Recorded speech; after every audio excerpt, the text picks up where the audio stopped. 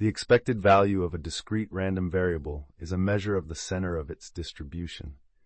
It is calculated using the probability mass function. The formula for expected value is the sum of the products of each value and its probability. This can be expressed as E of x equals the sum of x sub I times P of x sub I. Let's work through an example.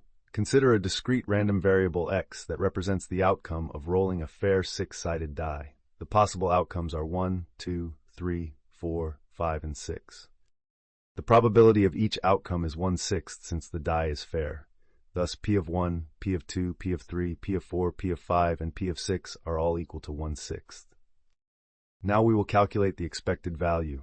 We start by multiplying each outcome by its probability. For example, for the outcome 1, we have 1 times 1/6. Next, we do the same for the outcome 2. This gives us 2 times 1/6. Continuing this process, for the outcome 3, we have 3 times 1/6. For the outcome 4, we calculate 4 times 1/6.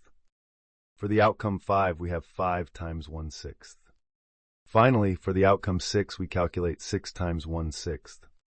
Now we sum all these products to find the expected value. We have 1/6 plus 2/6 plus 3/6 plus 4/6 plus 5/6 plus 1.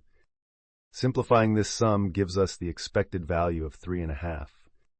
To check your understanding, what is the expected value of a random variable that has outcomes of 2, 4, and 6 with equal probabilities? In summary, the expected value is a key concept in probability that provides insight into the average outcome of a random variable. We calculated it step by step using a fair die example.